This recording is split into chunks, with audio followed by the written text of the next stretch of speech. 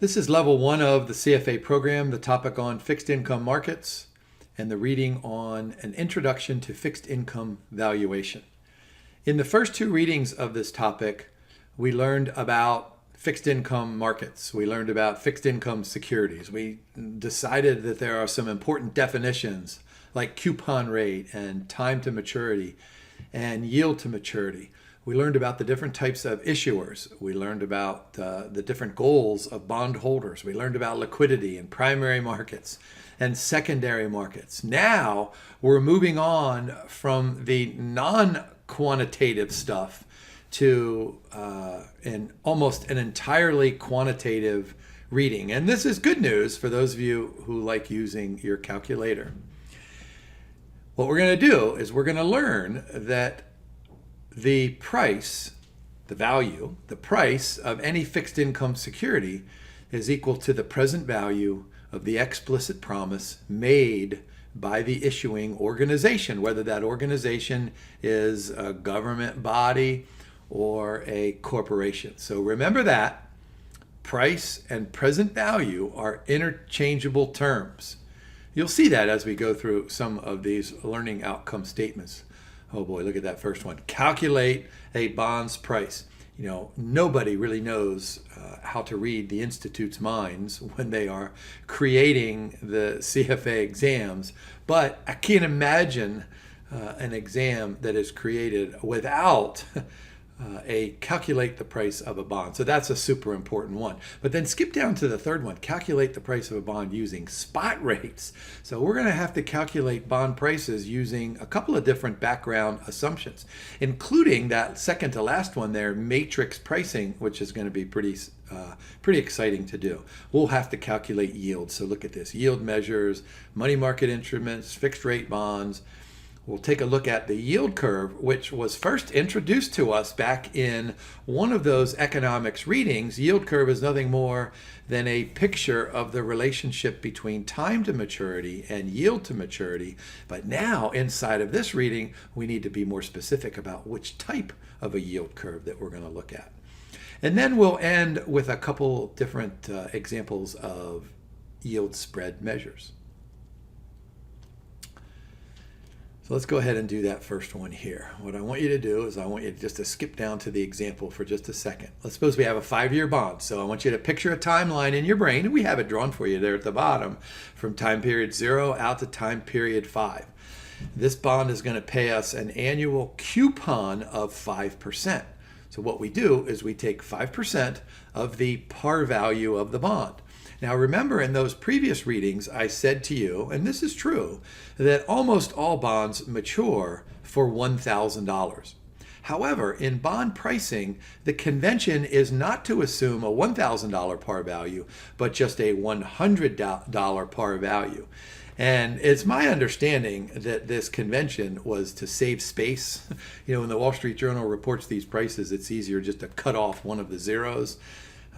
And so another convention is to think of it in terms of 100% of par value. So let's go ahead and just assume, and this will probably be true on the exam, that the Institute would give you its par value, either $1,000 or, as it does in the reading, $100. So what we're going to do is we're going to take that annual coupon rate 5%, multiply that by the par value of 100, and that's going to give us $5. So if we own this bond, the issuer is promising to pay us $5 at the end of every year for the next 5 years, and then it's going to pay us our par value or our face value or our maturity value of the bond, which in this case is $100. So go ahead and look at the timeline. Just look at the numerators here. We have 5 and then 5 and then 5 and then 5, and then the final payment is going to consist of that last coupon payment of 5 plus the par value payment of 100. Now, of course, we spent lots of time on the topic of time value of money. I want you to skip back up to that very first embedded bullet point. Calculate the present value of the future cash flows discounted at the market discount rate. Now, what did I just say just a few moments ago? The price of any financial security, the price of any fixed income security, is equal to its present value. So if we have a timeline, 0 to 5, we know what those cash flows are promised to us as bondholders. So all we need to do is take their present value. What we're going to do is we're going to discount them at the market discount rate. Now, on the exam, you might be given a market discount rate. You might be given a required rate of return. You might be given a required return on the bond. And in fact, as we're going to learn here in just a few minutes, you might be given the yield to maturity on the bond. So all those terms mean the same thing. So look down at the second point under example. If the required rate of return is 6%, determine the price of the bonds today. So all we're going to do is divide each of those discrete promised cash flows over the next 5 years by 1 plus the decimal form of the required rate of return. And then, of course, we're going to raise it to, well, whatever power, how many discounted periods, right? So notice that we divide that first $5 by 1.06 because we're discounting it back 1 period. And the second one, we're discounting it back 2 periods and 3 and 4 and 5. Now, if you want to do it the super long way, you can look at these calculations. You can put them in your calculator, and you can then sum those present values, and you get $95.79. Now, that's per $100 par value of bond. Of course, if the question were per $1,000 of par value, it would be $957.90. But you're not going to do it this super long way. Of course not. You're going to get out your financial calculator and you're going to find those time value of money buttons. Now, on the Texas Instruments, those are the white buttons that go in a row right across somewhere in the top middle. So there's an N and an I/Y and a PV and a PMT and a future value. And you might remember in our time value of money discussions that what you're going to do is you're going to enter 4 of those as input variables, and then you're going to solve for the 5th one. So what do we know? 5 is N, right? 5 years. 6 is the interest per year, I/Y. 5 is our PMT. Now, this is what I always tell my students. I say, look, that coupon payment, that interest payment, that's an ordinary annuity. And so when we first start this time value of money discussion, I say, boy, you ought to look on your calculator for the ANN button, the ordinary annuity button. But alas, there is no such thing as an ANN button. It's the PMT. So you might want to make a little mental note here. The PMT is for the ordinary annuity. And then we'll hit 100 for future value. And then you who have the Texas Instruments, you can't just hit the PV button, price equals present value. You have to go up to the top left and hit the CPT, which stands for the compute button, and you'll get that same $95.79. Those of you who have my favorite calculator, you know, the 5 buttons are right up here. You enter the 4 inputs, and then you just hit PV. You don't have to hit a compute button at all for that. Now, notice in this example, let me go back quickly here, that we were given a 5-year annual coupons of 5%. So you got to be perfectly sensitive on the exam. The Institute, they might tell you that the annual coupons are 5%. Go ahead and compute the price of the bond. But what if they tell you that the bond pays interest semi-annually? The overwhelming majority of bonds, at least here in the United States, pay interest twice a year. So look at this second example. We have a 3-year bond, coupon rate of 6%, but the payments are made twice a year. If the market discount rate is 5%, what is the price of this bond? Oh boy. So what you could do, now I don't want you to do this, but what you could do is you could change your P/Y button on your calculator to 2. But I don't want you to do that, and I don't think any professor wants you to do that, because in the heat of an exam, especially the CFA Level 1 exam, if you switch the P/Y to 2 for one problem, you might forget to switch it back for the next problem, which means that every time you use your calculator for the rest of the exam, you're not going to get the correct answer. We still need to make a slight adjustment, so we're going to make a slight adjustment with our inputs. So leave the P/Y to 1. And if the coupon rate is 6%, that's $60 per year, but you're going to get those payments twice a year. So that's $3 every 6 months. So the timeline goes out to 6. It's a 3-year bond, but it's a 6-period timeline. That's important. Let me go back here real quick. This was a 5-year bond and a 5-year timeline because the coupons were annual. Here we have a 3-year bond, but the timeline goes out to 6 semi-annual periods of $3. So note that in the numerator, 33333, and then 3 plus that final 100. And then the second adjustment that we're going to make is in the discount rate. So just like we cut the 6% in half, we're going to go ahead and cut the 5.5% in half. And so we're going to divide by 1 plus the decimal form of that market discount rate. And there's the 1.025. And once again, we raise it to the 1, 2, 3, all the way out to 6. And you could do it the long way, right? And you could get that 102.76, or you could do it the cool way using your 5 time value of money buttons on your calculator. Let me repeat this. It's worth noting. I say this 1,000 times in my classes, and my students need to hear it 1,000 times. So it's probably okay if you candidates hear it 2 times. Price and present value mean the same thing. Now, before we move on to the next LOS, what I want to do is call your attention to something. And notice back here, in this example, we had a coupon rate of 5 and a market discount rate of 6. Now, that annual coupon rate is fixed, but required rates of return, they change. So here we have a required return that's greater than 5%. So the coupon rate is 5. The required return is 6, that must mean that the bond sells at a discount. And of course, lo and behold, there's our discounted price, 95.79. So remember that, and I have a slide here in just a second. Remember that when the required return, or can I call it the yield to maturity on the bond, when that exceeds the coupon rate, the bond will sell at a discount. But then note what's happening here. Here our coupon rate is 6%. The market rate of return, or the required rate of return, is only 5%, so it's lower. This means the bond has to sell at a premium, and there it is, 102.76.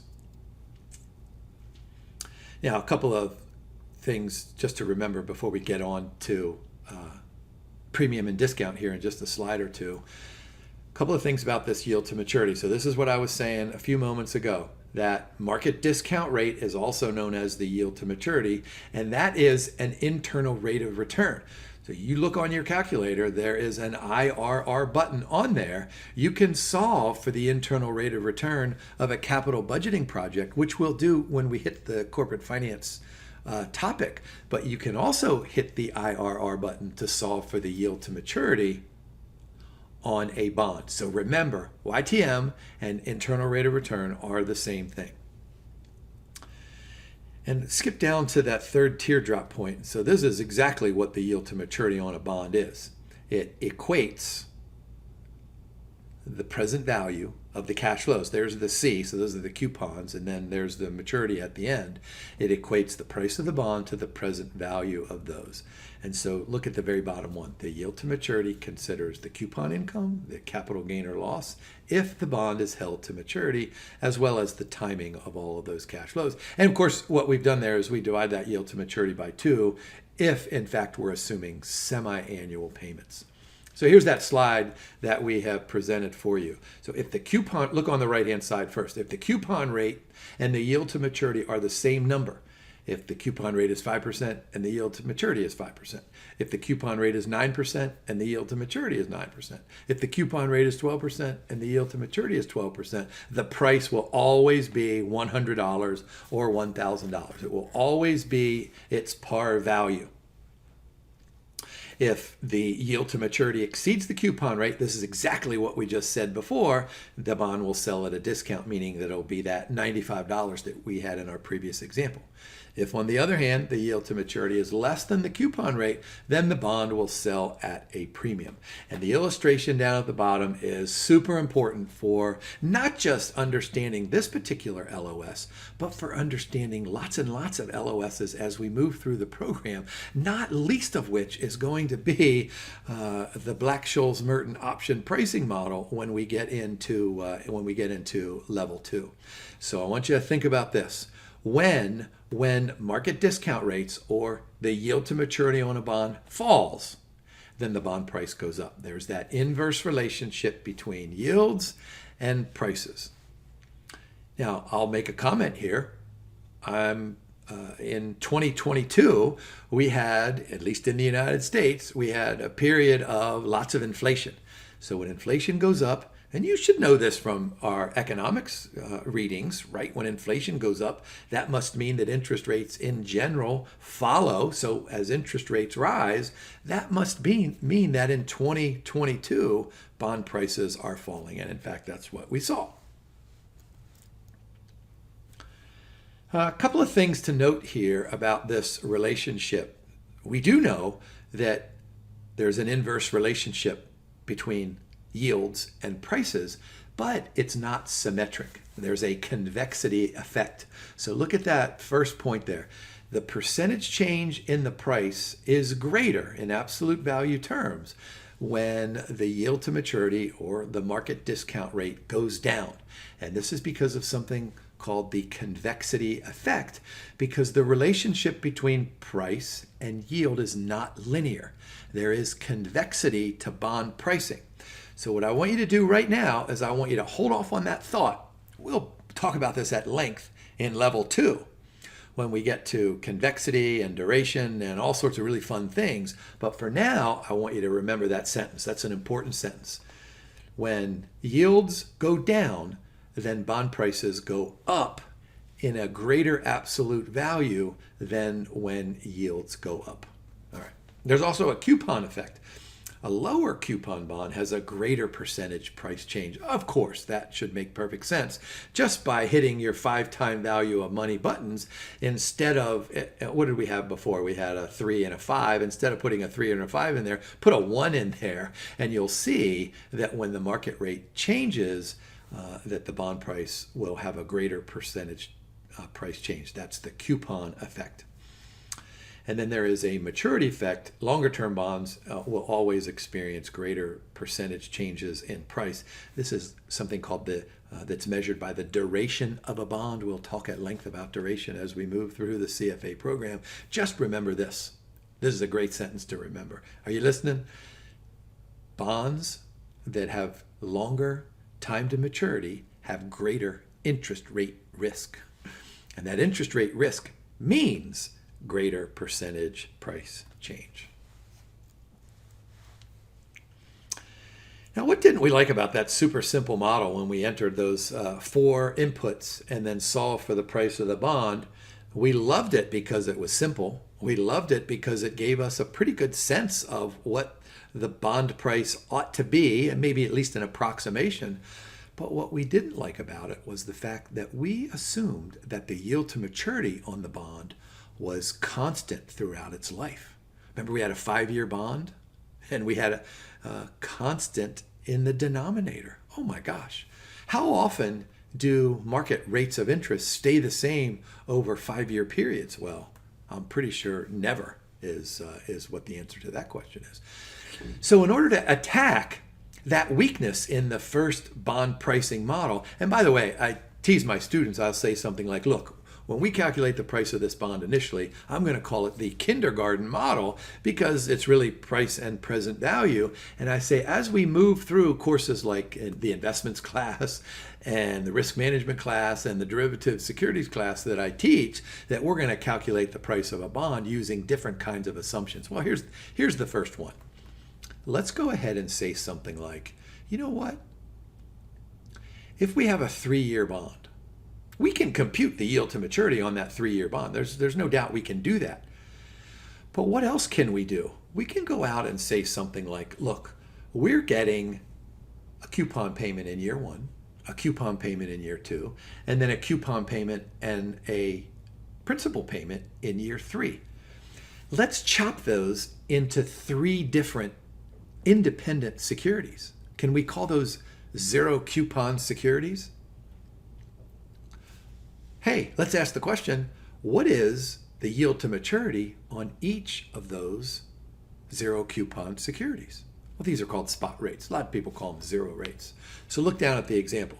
Suppose the 1 year spot rate is 3, the 2 year spot rate is 4, and the 3 year spot rate is 5. That simply means that there's an upward sloping spot rate curve, meaning that, and here's the simplest of all interpretations, if you want to borrow over 1 year, you have to pay 3%. If you want to borrow over 2 years, you have to pay 4%. If you want to borrow over 3 years, you have to pay 5%. And there are other interpretations, but that's the simplest of them all. Well, why don't we use those spot rates as an indication of what the value of each of those zero coupon bonds would be, and that will give us the price of our zero coupon bond.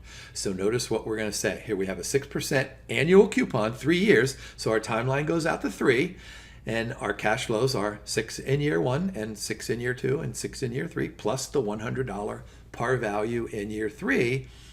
And let's discount them at each of those spot rates. Instead of, and let me just go back here quickly, I can do this. Instead of discounting each, now that was semi-annual, so let me go back to this one.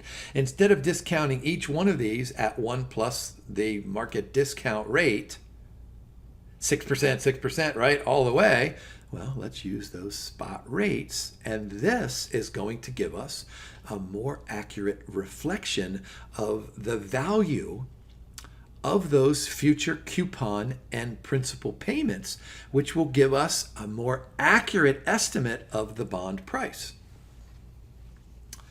Now, the reason that we did that, here, let me go back again. The reason that we did this the long way, and I said, remember I said this a few moments ago? You're not going to do it the long way. You're going to use your 4 and 5 time value of money buttons. Well, I wish I could say this here. There's no shortcut. You've got to take the 6 divided by 1.03, 6 divided by 1.04 squared, 106 divided by 1.05 cubed. So you have to do this the long way, and you get a price of 102.95. All right, so we've attacked that LOS, right? Define spot rates. So I did this. Calculate the price of a bond using spot rates. And then, of course, the next question would be, why are these two prices different? Calculate the price of a bond using yield to maturity or market rates versus spot rates. And you'll just say something like, well, when we use yield to maturity, we're assuming the yield is identical over the life of the bond. This thing here is more realistic. Now, what happens to a bondholder who wants to buy a bond today and then ends up selling it at some time in the future? Now, remember that the timeline is illustrated as such that we have our coupon payments at discrete intervals. Well, if we happen to sell the price of the bond on the exact day that the coupon is traded, which is kind of like the assumption that we're making in those first examples, well, then we get one price. But what if we sell it in between? So look at this timeline here. We have February 1st, which is a coupon payment. We have August 1st, which is a next coupon payment. But suppose we sell it on June 1st. So what happens to all of that accrued interest between February and June? Because after all, we own the bond in February, right? We own it in March, and we own it in April, and we own it on June 1st, in which case we decide to sell it. So if we own that bond, don't you think we're probably feel entitled to receive the interest, even though the payment is not going to be made for another, what do we have, July 1st and August 1st, so 2 more months. We're going to think to ourselves, boy, I don't want to sell this bond and give up all of that accrued interest. So there you have definitions down at the bottom. The flat price and the full price. I prefer those terms, especially in a classroom. I don't want to say clean price and dirty price. I always use flat and full. So you can imagine that there's an LOS that says something like, hey, what happens if you sell the bond? What is the flat and full price? What is accrued interest? So look at the box there. Accrued interest is equal to the coupon payment, and then we're just going to adjust it for time. So the little t is the historical t, right? The time that we had owned the bond, And then the big T, the uppercase T, is going to be the number of days in the coupon period. And so just think about this. That uppercase T for an annual bond is going to be 365 or 360. For a half a year, it's going to be 180. And we'll see that here in just a second. So look at the bottom arrow point. Let me read this to you. Since accrued interest on the bond does not change its yield to maturity, I'm wagging my fingers at you guys. The flat price is typically quoted to avoid misleading investors, right? You don't want to have unhappy investors because they thought they were getting one price when they were getting the other price. So two ways to do this. We can do it with the actual convention, or we can do it with the regular convention. So I think about the actual convention is, hey, you know what? We have phones and we have computers and we have ways to be able to do the fraction. Like who really cares if it's 13 over 365, right? We just get out our calculator and do it. But in the old days, back in the slide rule days, you didn't want to have to do all that thing. So there was a 30 and 360 day convention. So I'm guessing that the Institute would tell you on the question STEM, hey, using actual or using 3360, go ahead and compute. And so this is what we'll do here. So let's do, what are we doing here? Calculate the accrued interest. So let's do the actual convention. So what bond do we have here? Semi-annual bond, interest on Feb and August 1st, the accrued interest on June 15th. So the actual number of days. And boy, by the way, if the CFA Institute gives you like February 1st and then June 27th or something, and you got to get out your fingers and start counting all those days. I mean, you can't get out a calendar, right? You can't use that. I'm guessing they would give you those number of days. There it is, 135 days. And then the time period would be 181 days. And so the accrued interest is going to be 135 over 181. And then times... Well, where do we? Oh, the coupon rate is 5.75. Cut that in half. So there's the accrued interest, $2.14, let's say. Now, if we do it with the old time convention, that's the way I think about it. You take the 135 over just the 180, and you get $2.15. And by the way, the numerator here, 135 and 135, they're the same 135 because we did this on June 15th. So the actual is actually half of the 30-day, right? The first 15 days of June, and the first 15 days of June is half of June. So those two numbers don't have to be the same, but they are in this example. Now let's keep moving on about pricing. So here we go. You ready for this?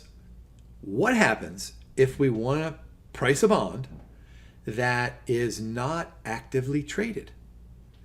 We talk about this in the previous readings where, if you go to the floor of the New York Stock Exchange and you buy shares of Harley Davidson and you say, I want to sell 100 shares of Harley Davidson, you got thousands of people, right? So there are tons and tons of liquidity on the floor of the New York Stock Exchange.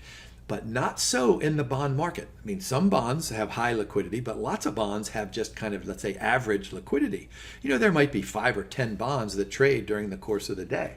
But what happens if you have a bond that trades every 3 months or every 5 years? Oh boy, don't buy a bond that trades every 5 years. But you get my point that what we need to do is we need to come up with a value. So if we want to buy a bond that hasn't been traded for 45 days, and it doesn't look like there are any bid and ask quotes because there's nobody in line to buy or sell, and it's not going to be traded for another, 10 or 20 or 30 days, how do you do it? Well, this is where matrix pricing comes in, and that's really a fancy word for saying something like, let's find two bonds that look like our bond, but have different years, and let's just take an average of the two. So let me show you what this is here. You ready? So we want to value a 4-year, 5% annual coupon bond. We'll call that bond K, not actively traded. So what we do is we find some other bonds, and notice what's there after the however, with comparable credit quality. So what did I say just a moment ago? We need to find similar bonds. So comparable credit quality probably means something like, hey, if our bond is single A rated, then these two bonds ought to be single A rated. They ought to mature somewhere around our bond. Now, we're probably not going to find bonds that are exactly 4 years, but in this case, we'll find a 3-year bond and a 5-year bond. Boy, what you wouldn't want to do, and this goes back to what we said in a previous slide, you wouldn't want to do this matrix pricing and say something like, oh, we couldn't find a 3-year bond or a 5-year bond, but we found a 71-year bond and a 95-year bond. That's got way too much interest rate risk in it. And so that's probably not comparable. But what the reading emphasizes is that comparable credit quality. So a great question stem would say something like, hey, here are 4 bonds, which 2 would you pick to use matrix pricing for this kind of a bond? And so just pick the ones that have the same rating on the bond and have nearly the same time to maturity. All right, so this is super easy stuff here. Let's look at bond L, 3 years, 5.5% coupon with a price of 108. Bond M, 5 years, 4.5% annual coupon with a price of 105. And so what we need to do is we need to compute the yield to maturity on each of those bonds. So just get out your financial calculator and enter all that stuff. But in this case, you're going to hit compute I. You're going to solve for the interest rate. And don't forget to make present value negative when you do all that. And so note for the 5-year bond, you get a yield to maturity of 3.4%. That's in that first column. And notice on the right-hand column, you get a yield to maturity of 2.69%. That's on the 3-year bond. And so what do you think we're going to do? What did I just say a moment ago? We're going to take the 3.4, we're going to take the 2.69, and we're going to cut it in half. We're going to take the average. So this matrix pricing, this looks like a matrix here. All we're really doing is taking an average yield to maturity of similar bonds. So the yield to maturity on our bond, comma, which is not actively traded. And so what are we going to do? It's a 5% coupon. It's 4 years. So there in the numerator, 5 and 5 and 5 and 5. And there's the last 100. And then we're going to divide by 1 plus we're going to divide by 1 plus this matrix pricing yield estimate. How's that for a new finance term? We're going to take that 3.045% and use that in the denominator. Don't forget, has to be in decimal form. And of course, you're going to take the shortcut. So there are the inputs down at the bottom, and you get 107.03. So matrix pricing sounds like a fancy name. It really means you're just going to take an average of 2 similar bonds' yields. All right, how about this LOS? Calculate annual yield on a bond for varying compounding periods. So what do we know? We know that some bonds pay interest annually. We know that most bonds pay interest semi-annually. Some bonds pay interest quarterly. I mean, I guess bonds could pay interest monthly. I mean, there could be bonds that pay interest every day. I mean, that doesn't make any sense, but there's nothing preventing a company from issuing a daily coupon bond. And so the question then becomes, how do we compare these yields on all of these different bonds whose price is based on different compounding periods? And so that's what we're doing here. So let's just skip to an example. This is really simple stuff. So we have an annual yield bond with a yield to maturity of 8%. When the bonds pay interest semi-annually, the periodicity, that's a fancy word there, is 2. And for a bond that pays coupons quarterly, that's 4. So let's go ahead and compute what's known as the annual yield. Now that's what the LOS says, but lots of people call it the effective yield. And really, this is super simple. All we're going to do is take 1 plus the interest rate. So think about this. In the annual yield, we'll say 1.08, raise it to the 1 power, minus 1. So that's 8%, right? But if we chop that into 2, we have to take the 0.08 and divide that by 2, and then raise the compounded 1 plus the yield to 2.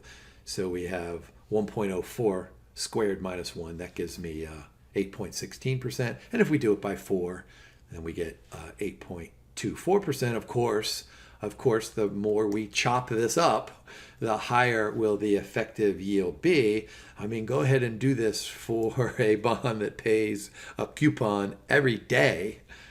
Don't do that. And here's a summary here, those first two. So the effective annual rate has a periodicity of 1. There's only one compounding period, right? So I did that, semi-annual bonds.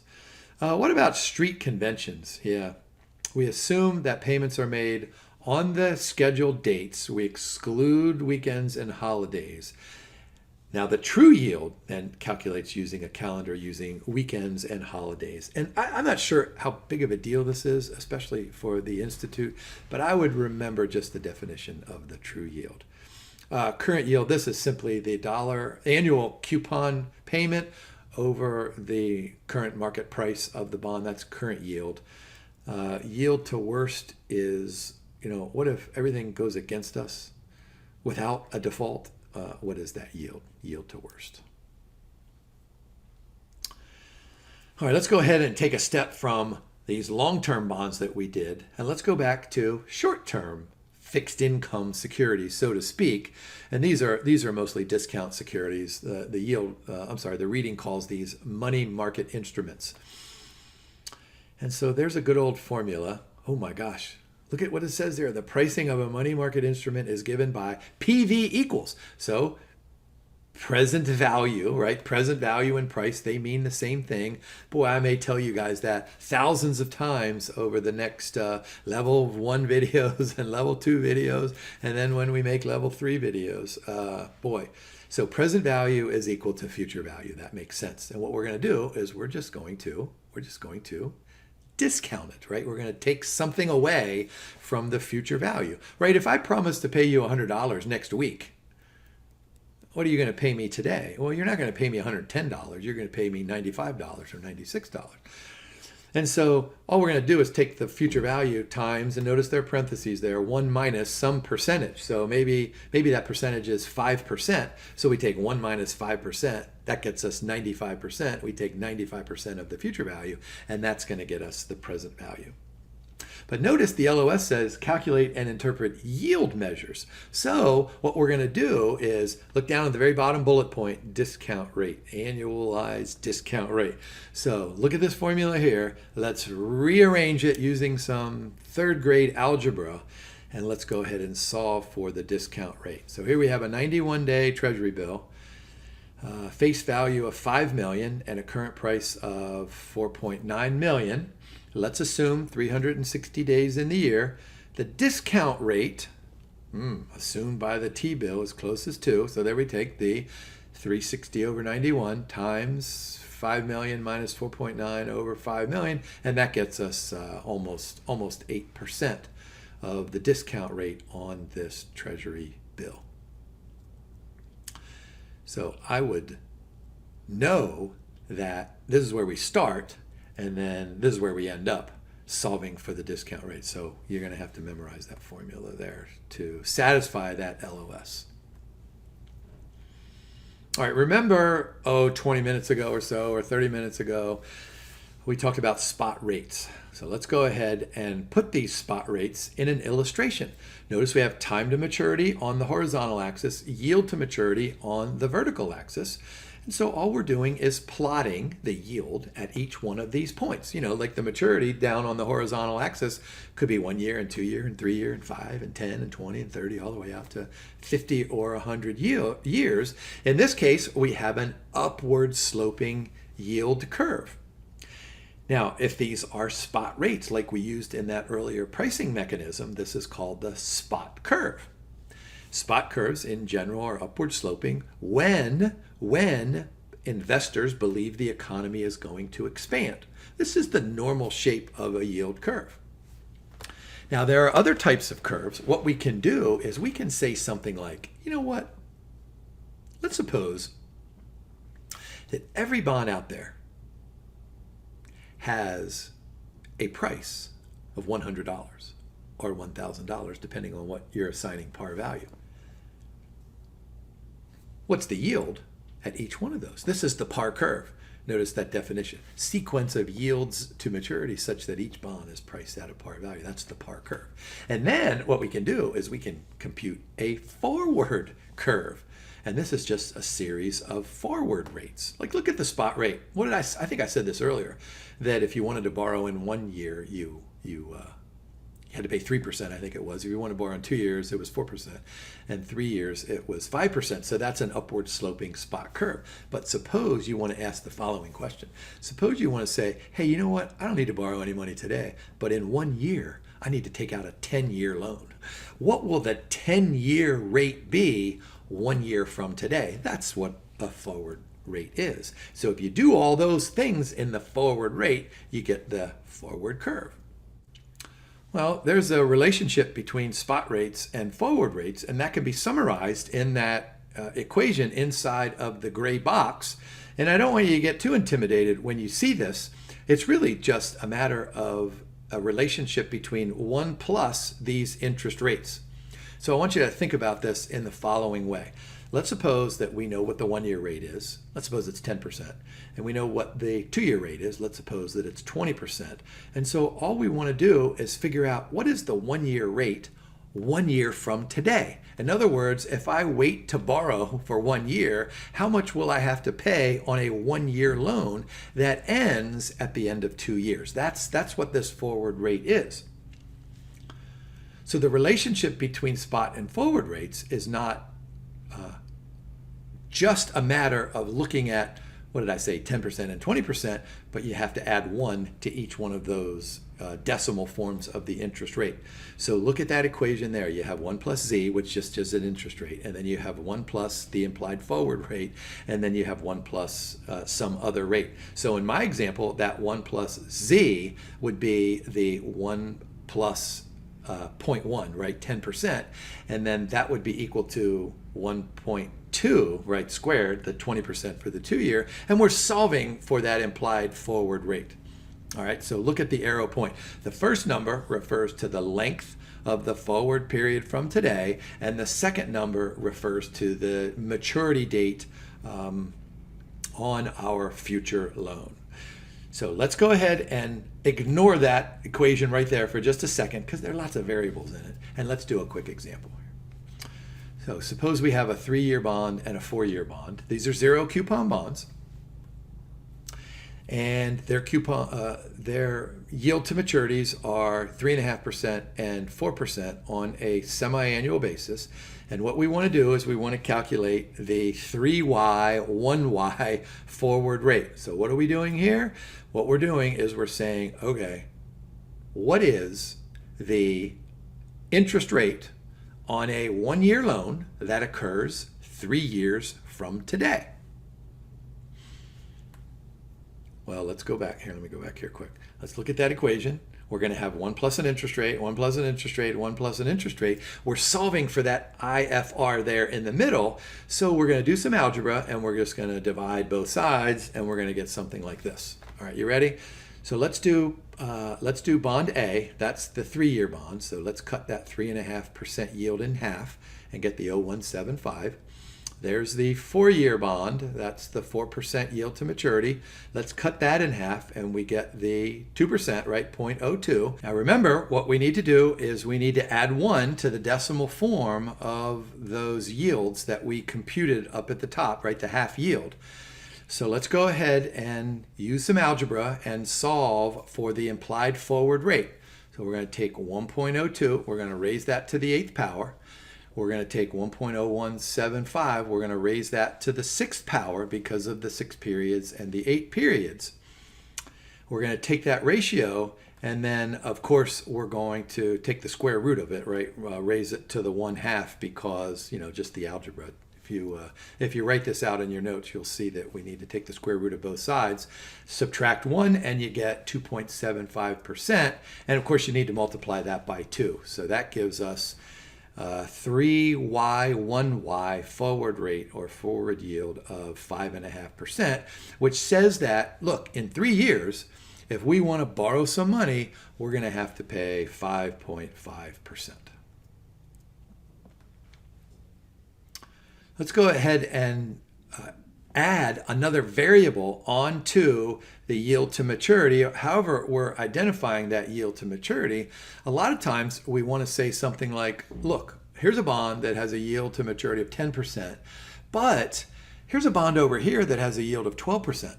Or here's a government bond that has a yield of 8%. What's the relationship between those two or those three or among different bonds? So this LOS that asks us to compare, calculate, and interpret yield spread measures, what we're doing here as good financial analysts is we're taking one bond and comparing its yield to something else. Maybe it's a benchmark bond, maybe it's a government bond, maybe it's something else that we come up with on an exam. So yield spread, this is super easy. It's the difference between any two bond issue whose the yield and is computed just as the yield on bond 1 minus the yield on bond 2. Now, when the second bond is a benchmark like the Treasury, then this is referred to as the absolute yield spread. And by the way, you can measure these in percent, like 1%, or you can say that it's measured in basis points, like 100 basis points. Now, what causes this yield spread? So this is a really great illustration, not just for this LOS, but for lots and lots of understanding of fixed income markets. So look at the benchmark. What do? You start with the risk-free rate of interest. What was that benchmark back here? Well, we even have it in parentheses, right? A Treasury security. So that is going to be the risk-free rate of interest, and that's a function of the rates of inflation and the real rate. Remember, we talked about this back in our economics readings, where the real rate of interest, in this case it's the expected real rate of interest, is it answers the following question: how much better off are you going to be 1 year after the investment? In other words, if you buy something today for 100 and you get 105 a year from now, well, you think you're better off, right? You have 100 and now you have 105. You're $5 better off. But inflation, if inflation is 20% during that time period, well, then you're worse off because that 5% didn't compensate you for inflation. So that's what the expected real rate is. So remember, those two components go into the risk-free rate of interest, which serves as a benchmark yield. So then let's go up to our bond. Maybe it's a corporate bond, maybe it's some other kind of a bond. And we go through a list of different types of issuers and different types of bonds. So we have the spread, which is a function of the default risk premium. And that is a function of, right, credit risk, so pure default risk. What's the probability that the borrower is going to default on the loan or the bond issue? And then liquidity. Boy, what did I say earlier? That when you go to the New York Stock Exchange, there's tons of liquidity. But when you go to the New York Bond Exchange, there's substantially less liquidity in that particular market. And then there are some tax reasons as well. All right, some definitions here. Yield spread over a specific benchmark. That's the benchmark spread. We said that. Spread over the government bond is called the G spread. That's not really that difficult to remember. G for government. The yield spread over a specific bond over the standard swap rate. Oh boy, so now what we're doing is saying, all right, we have a bond and this bond pays interest, every 6 months, and it has a certain yield to maturity. But what's going on in the swap market, in the derivatives market, where institutions, mostly institutions, are trading a derivative based on the payments of this bond? This is called the I spread. And then there is a really cool thing called the Z spread, which is some people call it the zero volatility spread. And what this does is just really time value of money stuff. It takes the cash flows and the price of the bond and the yield on the Treasury. This is probably the spot curve, and it adds a constant amount to that so that it forces those two to be equal. That's why, what is that sentence rate spread? That makes the price of a security equal to the present value. Let's take a look at some examples here. Let's suppose we have a bond with a yield to maturity of 8.5, 10-year Treasury yield to maturity of 6.3, benchmark spread, boy, that's super simple math, 220 basis points. How about we do some more super simple math? We have a yield to maturity of 4.5. The swap rate in that currency, 3.3%. The I spread is now 1.2% or 120 basis points.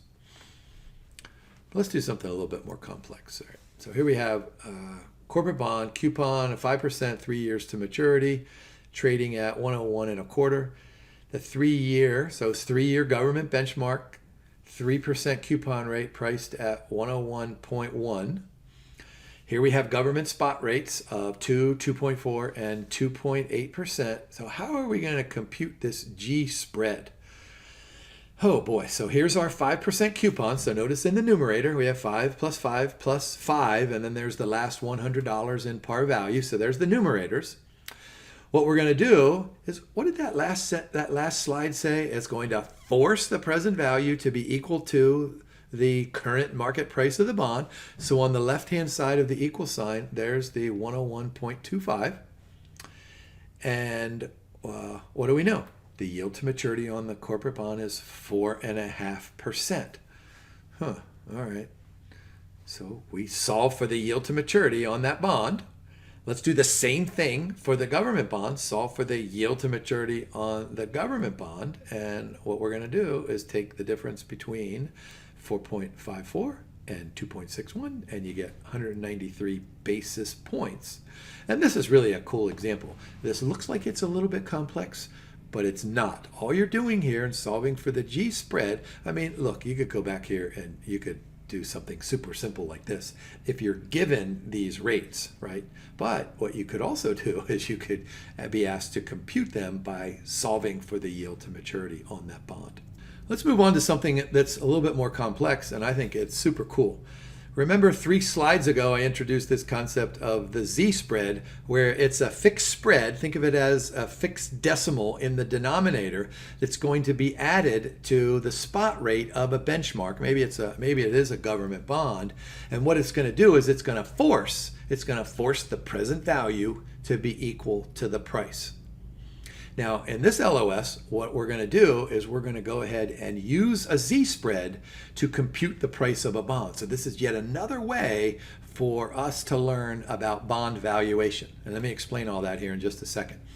So what do we have? We have a 3% coupon rate, 3-year bond, and it has a Z-spread of 250. So we're given that in this problem. And hopefully I'll remember to come back and say something here just in a minute about computing that. So the question asks us for the price of a bond using the benchmark spot rates. All right, so here we have time to maturity, 1 year, 2 year, 3 years. So we have an upward sloping spot curve for that benchmark. So what I want you to do is I want you to look right below the table and look at that equation. So over on the left-hand side, we have the present value, right? That's the price of the bond. That's what we're going to solve for in this case. In the numerator, we have the same thing that we've had before. We have our coupon payment and then our par value payment, and then we're going to divide by. And notice in the parentheses, we have 1 plus the spot rate plus the Z spread. So we're going to do 1 plus an interest rate and plus another interest rate, so to speak, but we're going to call it a spread. All right, so go ahead and skip a line. So there's our 3, and there's our 3 plus 100, same thing as we've had before. But now we're going to take 1 plus the spot rate for year 1, that's 4.5%, and we're going to add the 2.5% Z spread. And we're going to do this for time period 2. We're going to say 3 divided by 1 plus, we're going to use the spot rate in year 2, 495, plus our 250 basis points for the Z spread. And then we're going to do this once again in time period 3, 1 plus the spot rate, 5.5% plus that Z spread. Now, of course, we're raising it to the 1, the 2, and the 3 powers to reflect all of that compounding. So if you add 280, 259, and 8175, you get the price of a bond, 87.13. Remember, that's out of $100 in par value. You get 87.13 using the Z spread. Now, this is what I wanted to remind myself to say earlier. Suppose that you were given the price of this bond as 87.13, all right? And you were asked to calculate the Z spread. So think about putting 87 on the left-hand side of the equal sign, and the 0.025 in each of those denominators is unknown. That's the X, that's the Z spread. And so if the Institute does give that to you on the exam, you probably scratch your head and say something like, boy, I sure wish I had my Excel spreadsheet in front of me so that I could use a macro and figure it out. But this is super difficult to do on an exam. Nevertheless, that's where you would get that 2.5% Z spread. And this is a great question because this lends itself to a much more practical question on the exam. Two questions. So interpret the z-spread, which I have given you, and then compute the price using the z-spread, which we have just done. So boy, that I think attacks that LOS. And that takes us through all of the LOSs. So what's important here? The important thing is to be able to calculate the price of a bond given all of these different circumstances, keeping in mind, in order to calculate the price of a bond, you need to know about spot rates, you need to know about yield to maturity, you need to know about the yield curve, and you need to know about yield spread. And so this is really a loaded reading. Remember, in those last two readings, I tried to emphasize a couple of things in those two. Here, I'm not sure I can tell you that one of these LOSs is more important than the other, although clearly calculate bond price. That's super important. But then you need to calculate the bond price under all of these different conditions. So this is a challenging reading for us, so go ahead and practice. What I want you to do is I want you to go to the reading. There are, I think there are 44 or 46 questions at the end of the CFA Institute reading. And bring your calculator, because the overwhelming majority of them are calculate or compute. Work through all those problems after listening to my recording here today. Work on those problems. I think most of them are pretty straightforward. And then go to our question bank and take a look at the questions that we have. And I think you'll be able to address all of these LOSs. So that was super fun for me. Hope you guys have a great day. Thank you for watching, and good luck studying.